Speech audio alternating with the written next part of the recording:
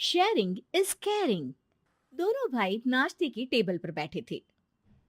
प्रियंका, मेरा नाश्ता कहाँ है? भाभी, मुझे भी ऑफिस के लिए लेट हो रहा है। इस पर प्रियंका किचन में से दोनों के नाश्ते की प्लेट्स लेकर बाहर आती है। लो भाई, आप दोनों का नाश्ता। किसी को भी 1 मिनट का सब्र नहीं है। ये प्रियंका का ससुराल है, जहाँ कोई औरत ना होने की वजह से शादी वाले दिन से ही घर के साथ दोनों भाइयों की जिम्मेदारियां प्रियंका संभाल लेती है। दोनों भाई शांति से नाश्ता कर रहे होते हैं कि अंकुश अपने भाई की प्लेट से पराठे का एक टुकड़ा उठा लेता है। आपको पता है ना, मैं खाना शेयर नहीं करता, फिर भी मेरी प्लेट में से खाना जरूरी है क्या? अरे हद हो गई है, मुझे नहीं खाना अब। अंकुर गुस्से में नाश्ता छोड़कर टेबल से उठ खड़ा होता है। अरे, ये कैसा बिहेवियर है अंकुर? एक टुकड़ा ही तो है। एक हो या आधा, मुझे भूख लगी है तो ये सिर्फ मेरा ही है। उसे भी किसी के साथ शेयर करने बैठा तो भूखा नहीं रह जाऊंगा। अरे बाबा ठीक है, अब इस पर भी लड़ाई। दूसरा बना देती हूँ, पर प्लीज ऐसे खाना बीच में छोड़कर मत जाओ। इससे अन्न का अपमान होता है। ओ प्लीज भाभी, ऐसी कोई चीज होती ही नहीं है। आपके पास पैसे हैं, खरीदो और खाओ। अगर नहीं खाया जाए तो फेंक दो। अरे दुनिया में सब यही करते हैं। अंकुर बैग उठाकर ऑफिस के लिए चला जाता है, जिसके पीछे उसका बड़ा भाई मायूस सा घर में खड़ा रह जाता है। जिसने बचपन से सोने की चम्मच में खाया हो, उसे दुनिया के बारे में क्या पता होगा। वैसे गलती तो हमारी ही है। अगर कभी बचपन में ही सही गलत का फर्क सिखाया होता तो आज ये हाल नहीं होते। आप फिक्र क्यों करते हैं जी? भगवान है, वो जो भी करता है सबकी भलाई के लिए ही करता है। और जब वो चाहेंगे तो अपनी तरह से अंकुर भैया को भी सब कुछ सिखा देंगे। पत्नी की बात पर विश्वास कर अंकुश भी ऑफिस चला जाता है। सुबह से दोपहर होती है और अंकुर लंच करने ऑफिस के पास वाले रेस्टोरेंट में पहुंचता है, जहां वो एक साथ बहुत सारा खाना ऑर्डर कर देता है। सर, क्या कोई आपको ज्वाइन करने वाला है? नहीं तो क्यों?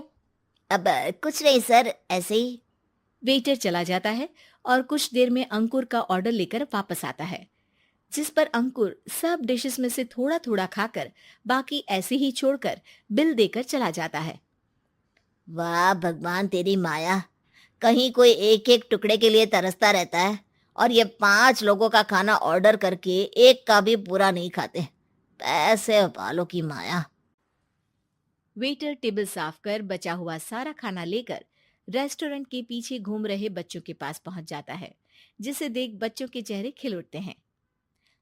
वाह, आज इतना सारा खाना आया। थैंक यू भैया।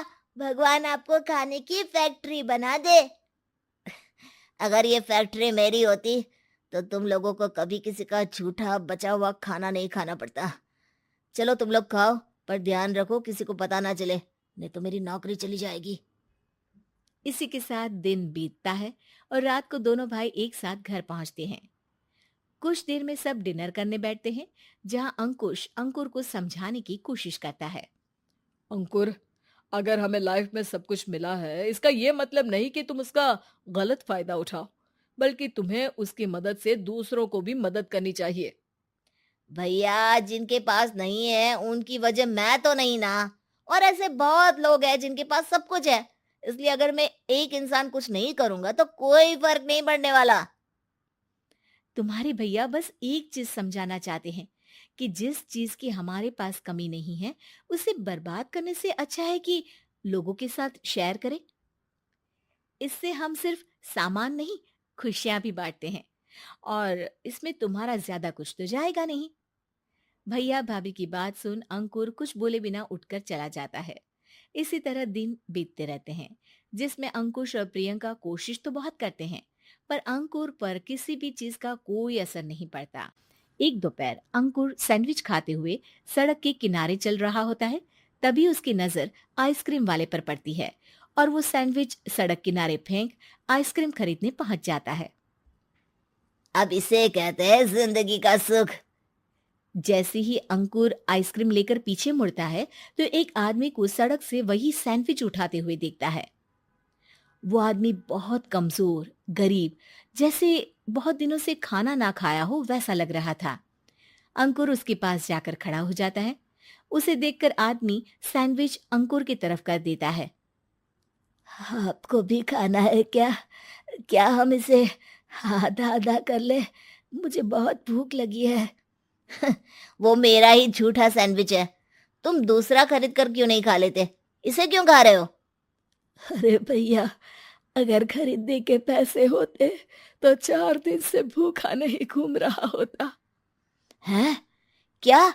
तुमने 4 दिन से कुछ नहीं खाया, फिर भी इस आधे सैंडविच को मेरे साथ बांटने के लिए तैयार हो गए? क्यों? अरे भैया, पैसा नहीं है तो क्या हुआ, इंसानियत आज भी उतनी महंगी नहीं हुई, और ना ही उस पर अमीर गरीब का टैग लगा है जो हम उसे रख ना सके। पर अफसोस, आजकल लोगों के अंदर पोषण, खून या विटामिन से ज्यादा इंसानियत की कमी होने लगी है। आदमी की बातों से अंकुर को समझ में आ जाता है कि वो आज तक कितना गलत काम करता आ रहा था। इसके बाद से वो अपनी किसी के साथ शेयर नहीं करने और खाने को बर्बाद करने वाली आदत को छोड़ देता है।